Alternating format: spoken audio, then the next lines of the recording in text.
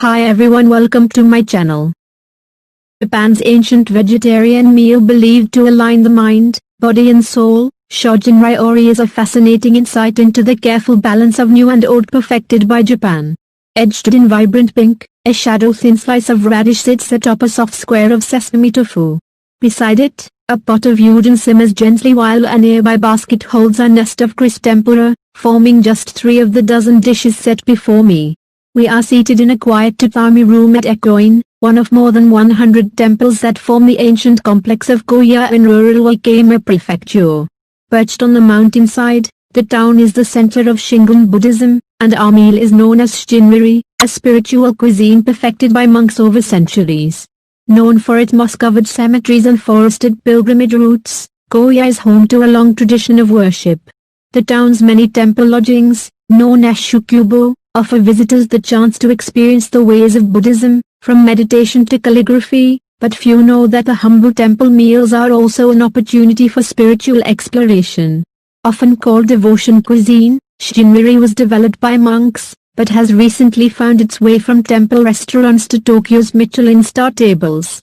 Both minimal and plentiful, it is often associated with austerity. However, dedicated chefs profess a myriad of visual, technical and seasonal combinations are possible. Arriving in Japan with Buddhism in the 6th century, Shin cuisine was traditionally a simple affair, preserved by hard-working priests and monks, explains Shiten, Ekoin's resident priest. It was the teachings of 13th century writer and Soto Zen school founder, Dojin, however, that pioneered the spiritual focus of the art. Dojin believed that, similar to the practice of flower arranging or tea ceremony, Shinmiri had the power to align mind, body and soul. Dojin's famed essay, Tenzo Kyakan, meaning instructions to the cook, outlines not only the importance of ingredient selection and balance, but the mindfulness of the chef. The simple dish of goma tofu, sesame tofu, which requires hours of grinding and stirring, is a well-known example, with the repetitive process demanding a single-minded focus from the chef.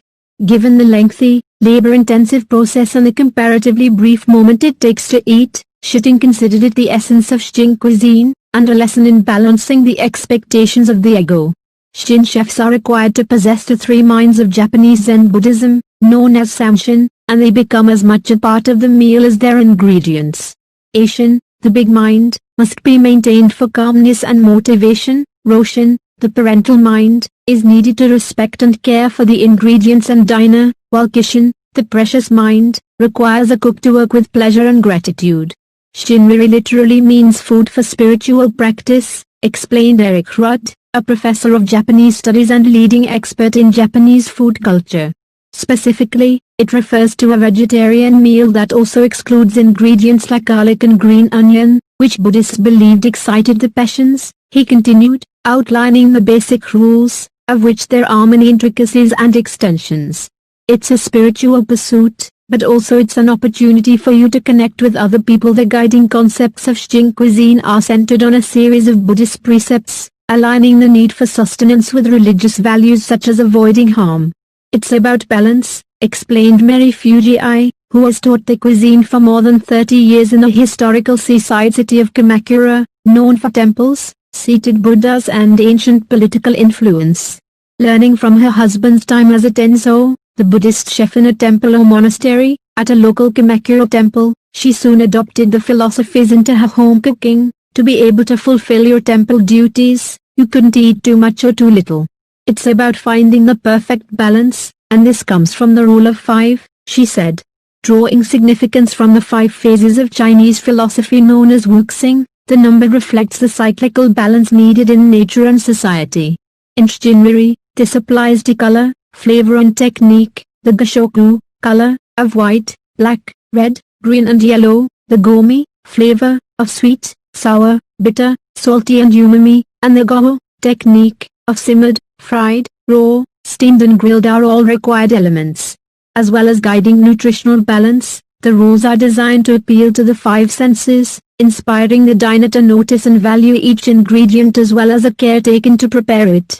Before eating even begins, this is done through the chanting of the 5 Zen reflections, encouraging monks to be grateful, aware of their imperfections, strive to improve upon them, eat for good health and to fulfill their obligations. Passed from chef to diner, the meal forms a bridge, as Fujiya explained. It's a spiritual pursuit, but also it's an opportunity for you to connect with other people. As vital as the required elements, the restrictions reflect the value of absence that's recognized in Buddhist training and Japanese aesthetics known as ma. The empty space employed in ikebana, Japanese flower arrangement, is equal to the chosen stems, while Dogen initially listed 6 flavors, counting plain alongside the other 5. This preference for subtlety and minimal sacrifice is key, but among Japanese diners who favor meat and the traditional fish-based dashi stock, the cuisine is often viewed as bland and unexciting.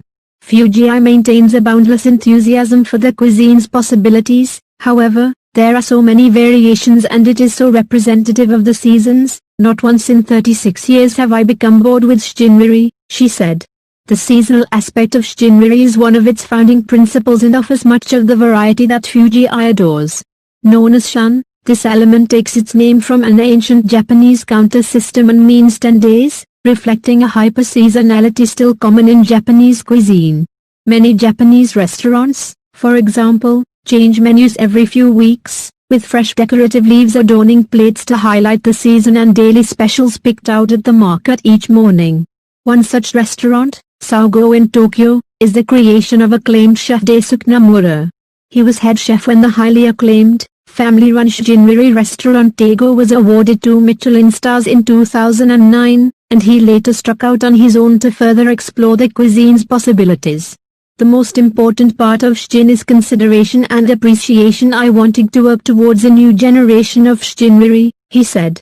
I think dishes should evolve with time, and I wanted the freedom to challenge myself and work with new elements. Using the ancient favorite of sesame tofu as an example, he explained how a single change can create a range of new combinations. Cold, it's quite limited, but when fried it opens up so many options. I've served it with umami sauce, even mashed potato. When I realized the difference one change can make, it inspired me. It really represents what I want to do here at Sago. Nomura embraces the philosophies of Shinriri and has found they are aligned with the growing sustainability focus of restaurants worldwide. Alongside the hyper-seasonal element of Shun is an aim to use locally sourced ingredients. Known as Shindofuji, the second core concept highlights the need for being in harmony with nature, encouraging the chef to specifically seek what grows around them.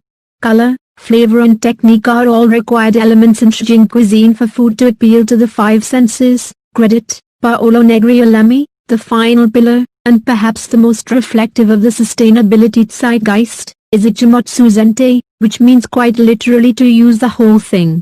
Demanding respect, it is a precursor to the zero-waste movement.